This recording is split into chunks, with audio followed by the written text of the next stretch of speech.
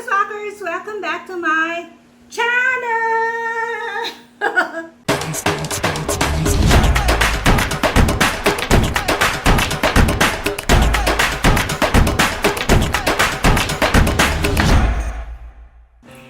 And for today's episode, we'll be cooking or baking tuna casserole. This is my way. And super dali lang to. This is one of my easy to cook dishes na matataypan nyo. So, start na natin. First, ito na-cook na natin ang macaroni. I'll be using macaroni for the pasta. Yan. Make sure na al dente siya kasi i-bake pa natin to. And mas masarap syempre may pagka-al dente. Yung not too soft but not that hard. So, dito ko siya pinakuluan. So, para tipid na tayo sa hugasin, dito na rin natin siya imimix. Yan. So, first is we add the tuna. I'll be using this brand kasi mas type ko yung lasa niya. Hindi ko drain yung oil niya kasi hindi naman siya oily masyado. And I'll be needing the taste, yung pinaka-flavor ng tuna, yung oil. Mag-a-add kasi siya ng taste dun sa ating tuna casserole. And then, we'll be putting also can of mushroom. Yan. Ito din ko na syempre. And then, green peas. So, sabi sa inyo, sobrang dali lang nito. So, tama na siguro yan. Isang piece na lang kasi parang masyado marami kung ano. And then, mix muna natin. Yan. Mix natin thoroughly. Mamaya na natin i-season ng salt and pepper pagkatapos natin i-mix ng maigi. Yan. I think this is done. And then, we're gonna add a cup of grated cheese. I used Eden cheese kasi mas much tasty. Pero you can use any if you want. And then, ito na, yung all-purpose cream. Yan. I'll be using 2 packs.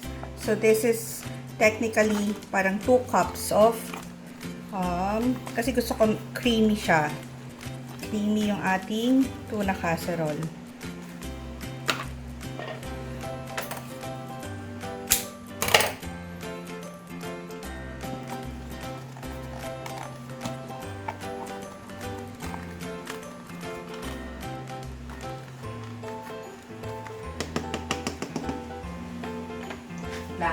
I forgot to get the salt and pepper. Bigyan na natin siya. Siguro half teaspoon muna. Then we're gonna taste this. Yan. 1/4 teaspoon. Yan. Depends sa gusto nyo dami ng paminta. Tapos, mix natin. Make sure na evenly mixed yung cheese din and the cream. Yan. This would be a big hit again to my boys.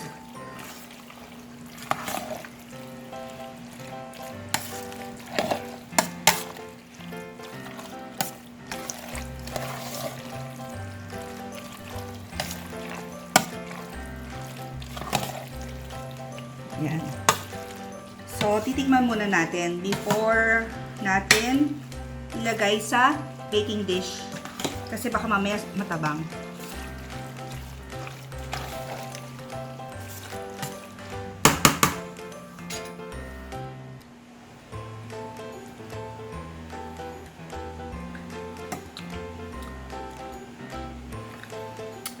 Matabang pa siya.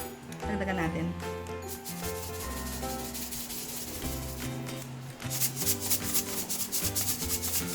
Then, nagdagdagan natin mga half teaspoon ulit. Pero, ano lang to ha? Tansya-tansya.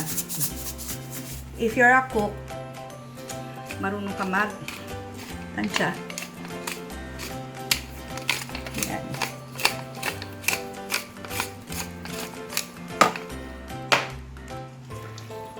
Ayan. So, haluin natin ulit.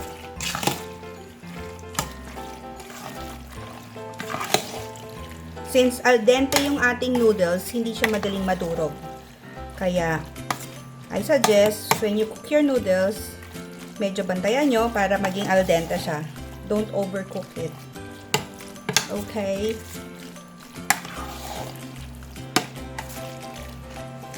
Let's taste this again.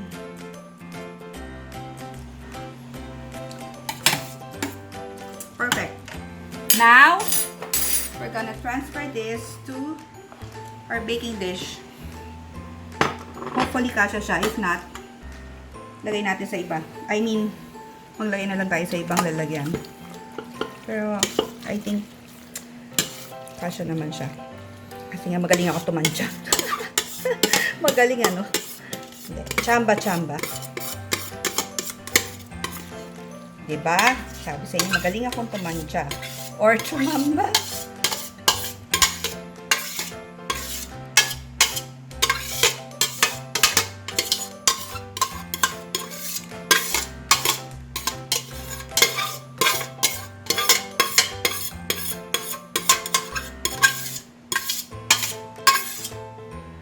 Ito na, ilapat na natin.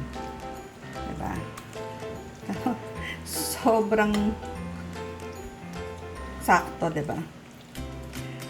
And ito pa, half kilo na to. So, this is good for, depende sa lakas kumain ng inyong mga boys or ng mga pamilya nyo. Good for ano na to, 8 persons.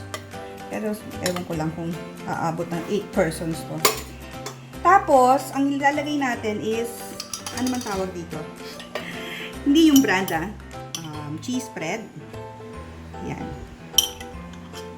Ano ba to? Kasya ba? Hindi. So, I'm gonna use spoon na lang. Yan. Kasi gusto ko cheesy yung ating tuna casserole. Kasi spread lang natin siya. Maigi. Okay.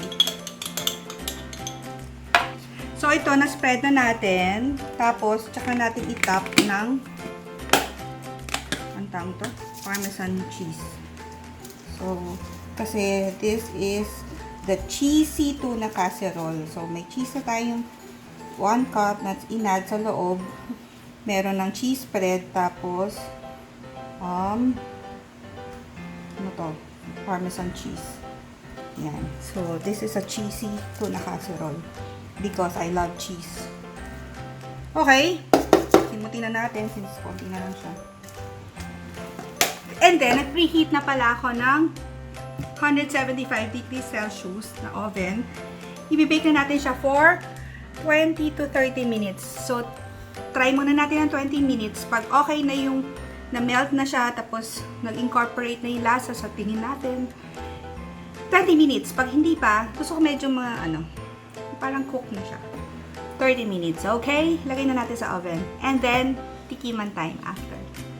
This is just came out from the oven. So, sobrang alam ko mainit to. Mapapasok ako, pero tingnan na natin. Tikman muna natin konti.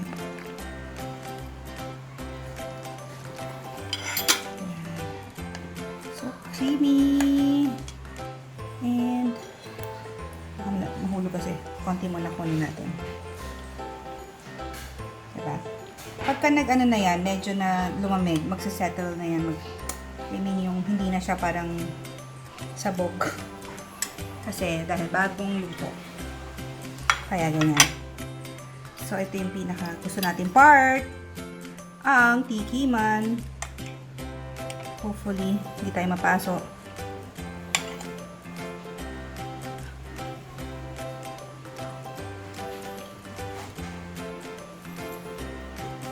Another success na recipe ni ODESSA'S Best.